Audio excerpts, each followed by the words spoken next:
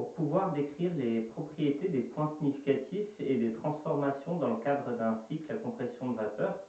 On a beaucoup plus l'habitude d'utiliser un diagramme pH, pression, enthalpie spécifique, qu'un diagramme TS, température, entropie spécifique. Ça vient notamment du fait qu'il est très pratique de pouvoir tracer ces différents points dans ce type de diagramme, et on s'affranchit notamment du grand pic de température qui risque de sortir dans le coin de la feuille lorsqu'on cherche à tracer un cycle frigorifique à compression de vapeur dans un diagramme TS. Alors dans un diagramme pH, on a généralement à l'échelle logarithmique la pression, sur l'axe des abscisses l'enthalpie spécifique, et on va retrouver de la même manière une forme de cloche qui matérialise la courbe de saturation qu'on appelle aussi la spinodale, avec du liquide à gauche, le point critique en haut, la vapeur à droite, et un mélange de liquide et de vapeur saturée à l'intérieur de cette cloche.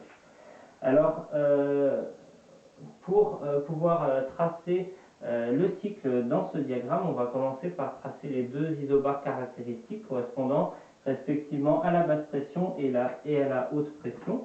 Et étant donné que c'est l'axe des ordonnées, les isobars sont donc horizontales dans ce type de diagramme. On trouve les bonnes pressions. On peut tracer l'isobar basse pression et l'isobar haute pression.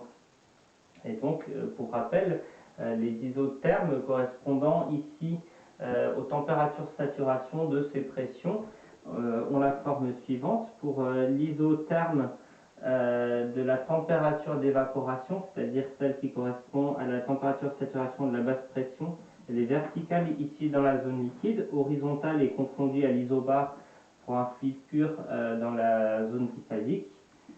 Donc on ne la trace pas forcément tout en entier, étant donné qu'elle est confondue ici, et on a une forme descendante ici, donc pour la température d'évaporation dans la zone vapeur. Et on se retrouve avec la même forme globale ici pour l'isotherme de la température de condensation.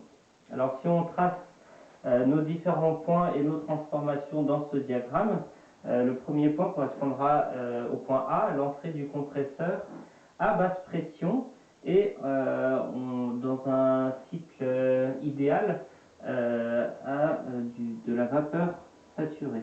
On a donc notre point A à cet endroit-là. Ensuite, notre compression AB est adiabatique réversible, donc isentropique. Il faut cette fois-ci suivre une isentrope. L'isentrope a la forme suivante. Donc si vous prenez un diagramme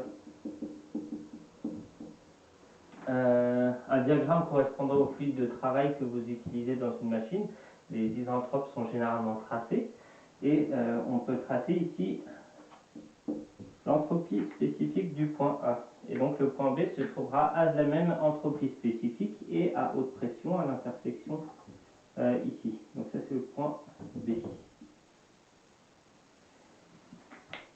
Deuxième transformation, du point B au point C, on a un échange de chaleur isobar. Donc on va suivre cet isobar, faire diminuer l'enthalpie jusqu'à ce qu'on se trouve en liquide saturé, donc point C en liquide saturé à l'isobar haute pression.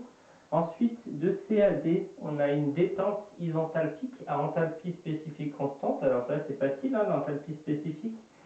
Ça correspond directement à l'axe des abscisses, donc l'enthalpie spécifique du point C.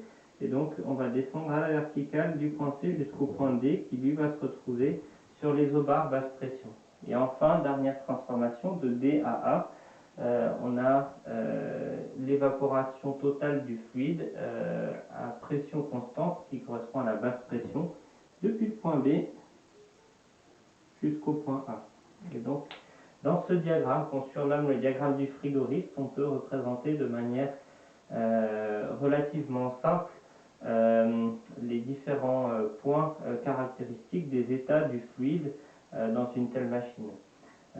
Si on fait ceci, c'est parce que le fait de pouvoir lire les autres propriétés de ces points caractéristiques permettent de très facilement étudier la dite machine.